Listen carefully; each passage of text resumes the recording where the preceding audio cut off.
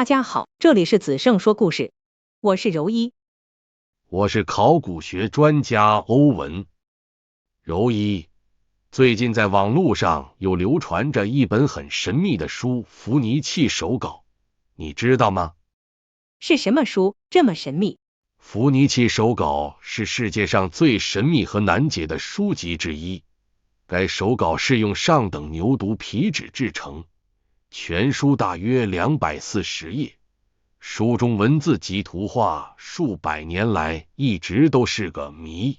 手稿内容是用一种地球上从来没看过的未知文字所写成，其作者仍然无法确定。根据探测定的结果，认为其创作于15世纪初。该手稿分为几个部分，包括草药部分、天文部分、生物部分、宇宙部分和药学部分，每一部分都有详细的插图和尚未被破译的文字。这本手稿曾经辗转多位主人之手，包括神圣罗马皇帝鲁道夫二世。他于1912年被波兰裔美国书商威尔弗雷德·伏尼契在意大利购得此书。由于没有人看得懂这本书，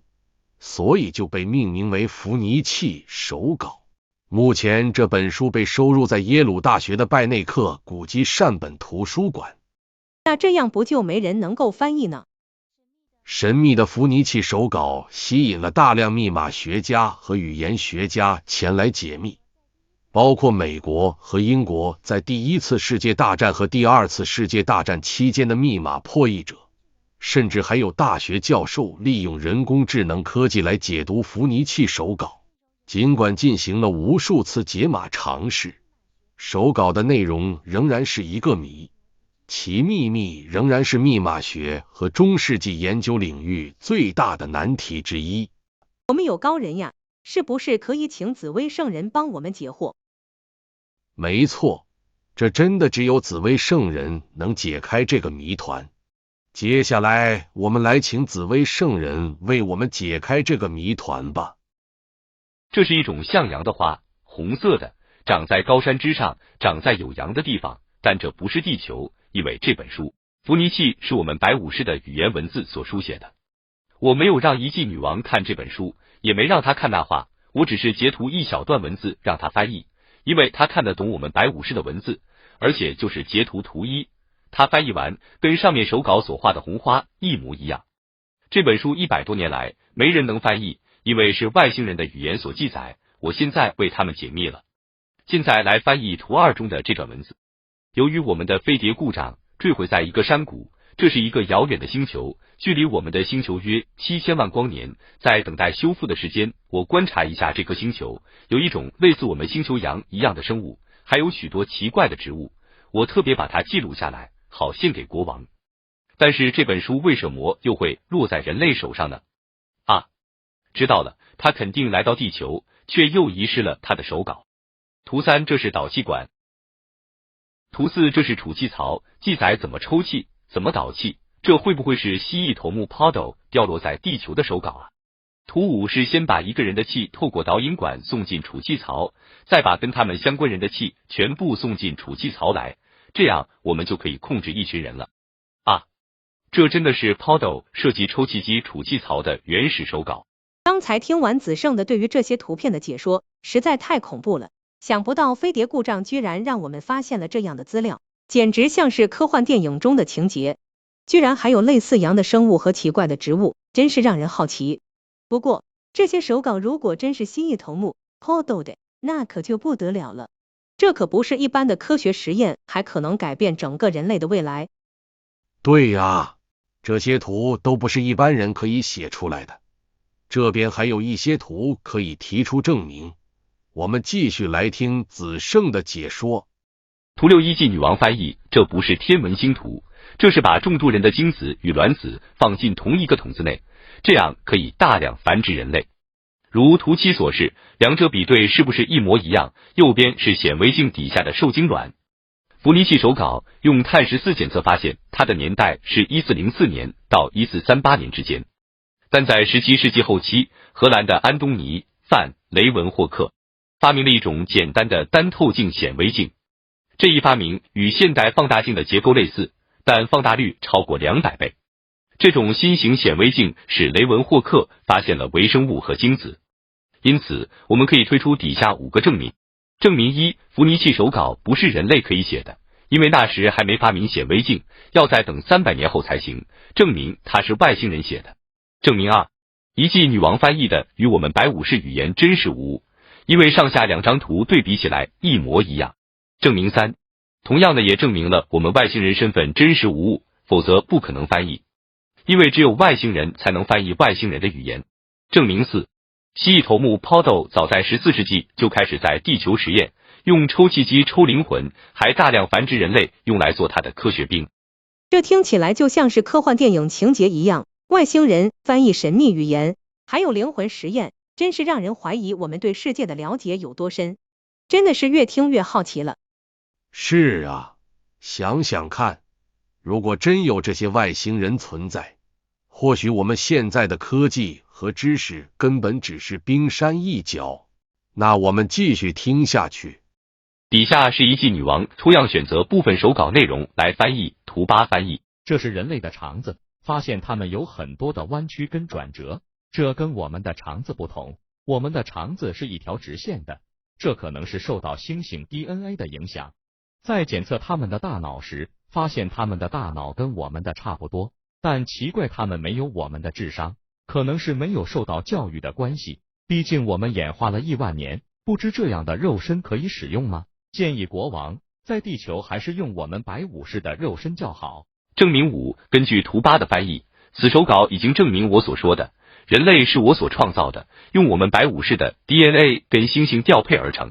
图9翻译，在白武士人类跟猩猩的杂交品种后，我观察它没有不良的适应，细胞的生长也很正常，在检测它们的心脏跟血液也很正常，呼吸心跳也正常，只是有一点病毒感染现象，我必须观察一阵子，看看有无不良反应。这几乎可以肯定是受我指派来地球繁殖人类，但不知道什么时候他会变成邪恶的 Podo 的。Podo 是我们的叛臣，一开始他用抽气混气控制蜥蜴人，成了蜥蜴长老，没想到混气的结果也使得自己变得邪恶，接着企图用抽气机控制人类，控制整个宇宙。他是受国王之命，定期来地球观察人类文明的演化。没想到他的手稿跟原始设计图居然落在地球，被人类收藏着。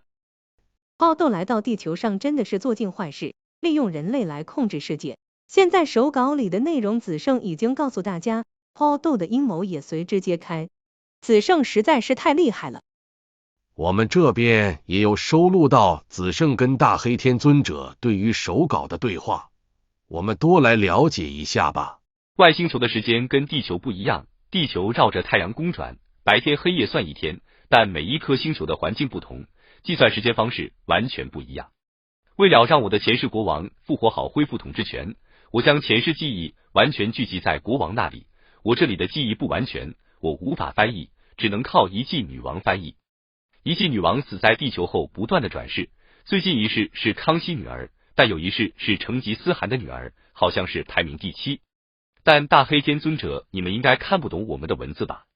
因为你们只是偶尔来我们星球做客。这个文字属于白武士星球的文字，我们马哈星球不是用文字，而是用图案的方式来表达，所以我不懂。没想到还能了解不同星球的文字表达方式，太不可思议了。还有更精彩的解密内容，接下来是遗迹女王对这些手稿翻译。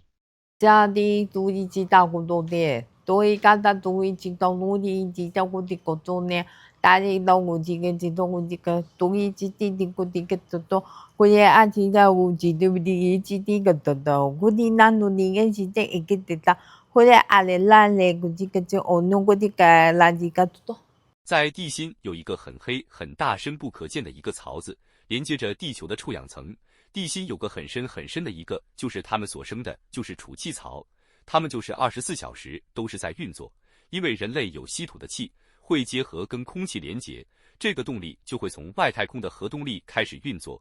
第这一切到我这个这个，你这到我这的对第一切，如果对大对一这个，对一切那个东西。 다기지고 따다고지 오늘 간든지 동고디가 녹이 따데도 이리가 류루리 지다 동고 지가 뜻단 누리 이제 고대 아리가 또 이게 아지가 透过外星球的核动力，如母舰般的核动力，往地球去开动核动力引动的时候，地球上所有生命的，例如人类、动物、昆虫，它都会有。不管是有多微细的气流，都会由地下往上面抽到外太空去。到估计感动给鸡蛋哪里？储气槽在运作，就像人类的加工厂24小时在运作，没有停歇的，动力来自于外太空。那你我的阿弟在这估计过头，我的个蛋自己讲，多个的蛋人讲那个估计个知道我的个是的估计个知道的，路易吉的估计个我看阿弟阿弟跟知道，那个男的这估计你知道。估计那年代的这个东个的大，这个这个多的哎，个就大不得个大。储气槽还有外太空的引流，它有分等级的，它有分有容器的，有一般昆虫的，不同气流的。主要的容器会抽到最大的蜥蜴族，其他的一般人类没什么气息，甚至是鬼灵也好，哪怕是昆虫，那都是比较低等级的。他们会拿去做那些科学兵，当他的前卫在打战。主要的容器都是给蜥蜴族各族，像 Podo 他们。都一家都给知道，都个大自己喏，弄个简单的啦，这个都的这个都的一这个，我的这个知道不的。然后他把人类的灵魂抽上去的时候，同时他也要有稀土才能去，就好像一个养殖场一样，蜥蜴的种子，包含那些科学兵的种子，也会透过这样的疏通植入在人类的灵魂里面，好方便他们操控控制。来教这个多一起打的啦，我这个我也这个一起个这种一起的，我连那个一起个都一起个的都个大。它有更细微的分组，因为它们在外太空有不同的一族，那最大的就是 Podo 那一族蜥蜴族、金毛族，所以它的最大的各个东南西北方容器，主要是输送到最大管的这条容器。这个容器不会分散在其他的储气槽里面。都知道个的，接了那个这个弄个大的个主题，个知道我的个啦，那个大东西的一直个弄啊。这个容器又是相对应在地球的龙脉，所以这个龙脉上面所葬的都是一些身份地位很高的古代的皇帝、大臣，哪怕是现在的总统，这些高官。所以他们在要控制把持地球这些人，也要是他们的主要控制的傀儡。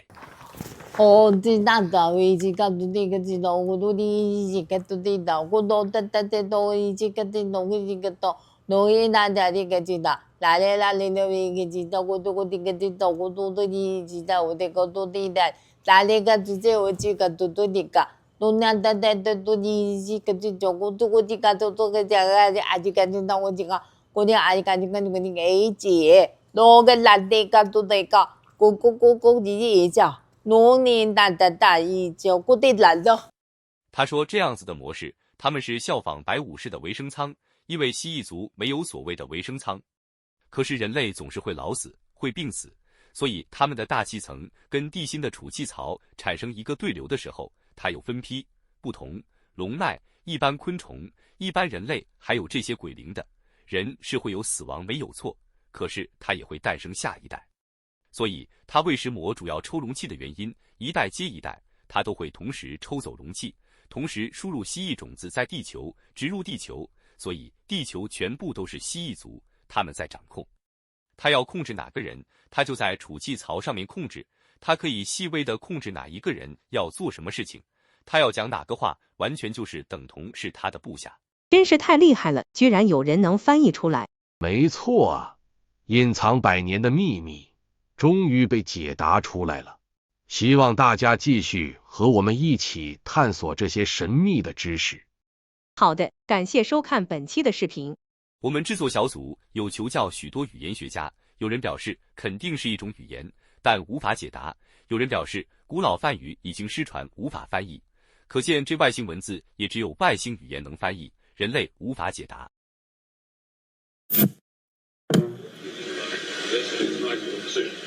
Sit down and play test match.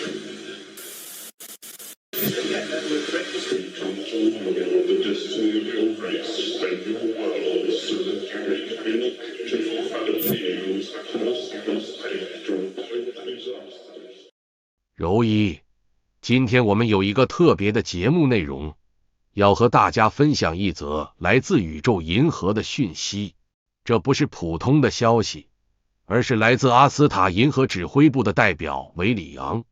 一个关于地球未来和平的重要讯息。这也相对印证了伏尼契手稿是邪恶外星人遗落在地球的手稿，证明邪恶外星人来到地球想掌控人类的讯息。相信大家一定很好奇，这个讯息来自于哪里呢？话说，自1970年代开始，欧洲和北美洲各地陆续出现了诡异的麦田圈现象，很多农场的农作物在一夜之间出现不同的形状，如果从高空俯瞰就会发现，是按照特定的形状形成了一个个特殊又平整的图案。哇，这些几何图案看起来似乎不是人为的力量可以完成的。对于麦田圈的推测，一般认为有两种可能，一就是恶作剧，二就是未知的力量。比如说，外星人想要通过这样的方式为人类带来一些讯息。其中提到英国汉普郡发现了一个非常著名的麦田圈，这个麦田圈的一边是外星人的样子，在外星人的右脸旁有3个小白点，而在图的右下角还有一个圆盘状的东西，上面布满了像素般大小的点，有点像是光盘。整个画面看起来像是外星人用左手托着光盘的样子。这样特殊的图案又代表住什么意义呢？经过研究后，有人发现这个圆盘图形正是一种2进位代码，麦子倒下的地方表示0，立着的地方表示1，例如010001010表示宾，如此顺着这条弯曲的线来解读。破译后发现，那是一段英文信息，翻译成中文：小心那些虚假的礼物和不实的承诺，虽然你们会痛苦，但还来得及，要相信善意是存在的，我们反对欺骗，通道正在关闭。听说表达这样特殊讯息的麦田圈现象还不止一个。的确，举例来说，2015年6月28日，在意大利都灵也出现了藏有2进制码的麦田圈，破译后的信息是拉丁文，这被认为是罗马著名诗人维吉尔的诗《伊尼亚斯基》里的段落，意思是说小心带来礼物的希腊人。不过这里的一听，在现代白话文里的意思则是外星人。原来这是来自于外星人的讯息。听起来这2个麦田圈似乎有同一个用意，好像尝试警告人类要小心某些人带来的礼物。这里很可能指的就是外星人或者是小灰人。但问题是，那些怀着善意守护人类的又是谁呢？这可以回溯到1977年11月26日的下午5点，在英国南部当天的新闻发生了件很神奇的外星小插曲。到底发生了什么外星小插曲？当时正是由英国独立电视新闻 RTM 新闻主播安德鲁·加德纳播报的。在新闻开始后10分钟，诡异的现象突然发生了，电视画面突然开始扭曲抖动并嗡嗡作响，接着声音和画面被一个怪异的声音和影像所取代。电视台讯息被干扰了。没错，这声音还发表了一段将近6分钟的演讲，之后电视台信号才恢复正常。这起事件发生之后，英国电视台给观众们道歉，给的理由是当天电视台信号被劫持了。电视台表示那是一个恶作剧，但奇怪的是，直到今天这个恶作剧者都没有被找到。维基百科上也承认那是一起神秘事件，无法用常理来解释。在那个年代，要劫持信号那可不是件容易的事呀，这也需要一定的专业技术和成本的。但如果真的是恶作剧，那到底是谁呢？又有什么样的动机这出现在电视上6分钟的神秘声音，说出了令人震惊的信息。随着电视画面闪烁，有个低沉的男性声音取代了新闻主播安德鲁·加德纳的声音。到底这个声音带来什么样的讯息呢？我们看一段林西安，带大家来看看那个声音要说的讯息。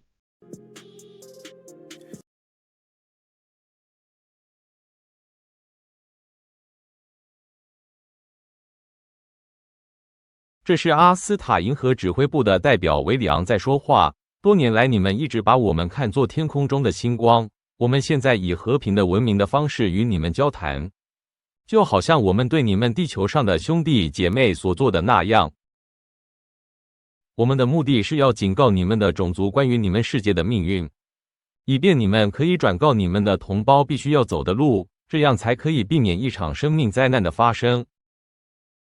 这一切都是为了在地球进入水瓶座新时代时，你们可以分享伟大的觉醒。新时代也可以成为你们种族伟大和平与进化的时代，不过前提是你们的统治者要意识到可能蒙蔽他们判断能力的邪恶力量。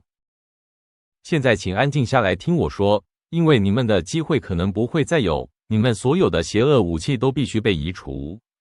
冲突的时代已经过去。你作为你们种族的一份子，可能要前进升华到更高的层次，不过你得证明自己有能力做到。你们只有很短的时间来学习怎么善良平和的共处。在这个星球上的各个地方，许多小团体正在学习这么做，以便将新时代的黎明曙光传递给你们所有人。你可以自由地选择接受或拒绝他们的交易，但是只有那些学会怎么和平生活的人，才能进入灵性进化的更高境界中去。现在请听听阿斯塔银河指挥部代表维里昂对你说话的声音，你们也必须注意，许多假先知和指导者会操纵你们的世界，他们会从你的身上吸取能量，你们叫做金钱的能量最终会流向邪恶的末端，回头换来的是没用的渣子。你们内在神圣的自我会保护你们免受这种伤害，你们必须学会聆听内在的声音，它能告诉你什么是真相，什么是困惑、混乱和谎言。学会倾听真理的声音，它就是你的内在，你将能够引导自己走向进化的道路上。这是我们给亲爱的朋友们的忠告。我们多年来都在看着你们成长，就如同你们也一直在看着我们天上的星光。你们现在知道我们就在这里，在你们地球上和地球附近还有更多生命存在着，比你们的科学家认识的还要多。我们深切关心你，关心你们走向光辉的道路，也会尽我们所能去帮助你。请不要害怕，亲自去寻找你们想要的答案，用你们的星球、地球的方法去和谐的生活吧。来自阿斯塔银河指挥部的我们感谢你们的关注。现在我们将要离开你们所在的维度，愿你们被至高无上的爱和宇宙的真理所祝福。天呀，那谁是阿斯塔呢？为何又提出这些讯息呢？根据网络上所获得的资讯，维里昂提到他来自阿斯塔银河指挥部。银河联邦被认为是银河系里许多恒星文明组成的一个联盟，是所有种族平衡且松散的组织，正在扩展银河能量光网络。银河联邦有一个名为阿斯塔指挥部的特殊单位，维里昂就是其中的一个太空指挥官，有着金色的长发和美丽的外貌，表现也比较仁慈，还经常向人类传播有关和平及精神启蒙的信息，名气还不小。阿斯塔所属的种族意识似乎比人还要高，因为他们在参与保护地球的任务，同时还帮助指引人类。不过阿斯塔却不是神，他们只是精神导师，也有人把他们视为外星人。这带来的讯息似乎提醒人类，多年来地球被操控着，但即将结束这冲突的时代，迎向和平。而且重要的是，里面也提到在地球之外存在更多生命，这就代表着真的有外星人的存在。这也相对印证伏尼契手稿是邪恶外星人遗落在地球的手稿，述说到地球想掌控人类的讯息。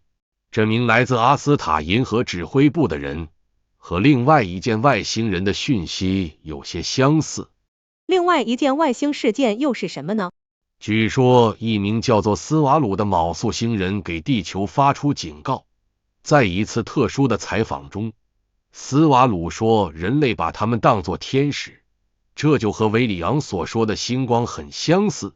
根据斯瓦鲁的说法，少数的昴宿星人早在几千年前就已经到过地球了，不过从1952年开始，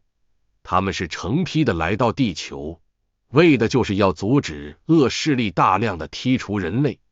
他们之所以要帮助人类，是因为地球人和他们一样都是来自宇宙的种子。当人类受到负面势力的压迫时，某些星人也不会自由。同时，因为某些星人也有业力，当他们帮助人类时，就能把自己的业力清理掉。斯瓦鲁更劝说，只有人类改变内心，才能真正的解决问题。因此，他们想要点醒人类，当关键的人觉醒之后，其他的人也会跟上。这的确跟电视台讯号被劫持的事件所要表达出的讯息很雷同。1977年英国电视台信号劫持事件，多数的资料都提到电视信号被劫持长达6分钟，但是网上能够找到相关演讲的内容却只有5分钟左右。为什么会有这样短缺的情形？网上的文字转录流传了另一个版本，是更完整的6分钟版本。难道说其中1分钟的内容被刻意隐藏吗？如果是，那原因又为何呢？好想知道被隐藏的1分钟里面有什么样的讯息。在隐藏的1分钟中，韦里昂提到，多年来，你们的科学家、政府和将领没有理会我们的警告，他们还是跟随着邪恶力量继续核能的试验。原子弹能够瞬间摧毁地球和邻近的环境，原子能源所排泄出的废物将会在未来的几千年毒害你们的星球。我们在进化道路走得比你们远，因此早已认识到核能对生命有害，它的运用不会带来和平。因此，一切有关核能的利用和研究一定要马上停止，否则你们全人类都将会面临毁灭的风险。针对遗漏的1分钟内容，人们对此产生2种可能：一是有人在英文版本里嵌入这1分钟的资料，二则有人把部分资料从视频中删除了。实际上，事件发生后，网络上的确播放各种不完整的内容，有混淆视听的可能。因为隐藏的部分内容提到核能，涉及到太多现实利益，所以许多人倾向认为第2种可能，也就是有人将这一段视频给剪辑删除了。其实视频中提到阿斯塔和银河联邦，目前还是没有科学证据，因此也有人认为阿斯塔其实是一个虚构的人物，或者是某种信仰体系中的代表性人物，而一切的源头都是来自于一位和阿斯塔沟通的神秘通信人。我们以下来看看相关的 VCR。 2020年12月8日 NBC 新闻报道了一则震惊世界的消息。以色列前太空局局长海姆·埃希德透露，地球人已与银河联邦的外星人建立联系。他表示，外星人对人类充满好奇，并尝试理解宇宙结构。目前，美国已与外星人签署多项协议，外星人协助在火星建造地下基地，双方代表均驻扎于此。埃希德称，美国前总统特朗普知悉此事，曾差点公开，但被阻止以避免恐慌。他认为，人类尚未做好迎接外星文明的准备，银河联邦正在等待全球普遍接受太空概念的时机。埃希德选择此刻发声，是因为社会态度转变，且他认为现在公布的风险已远低于5年前。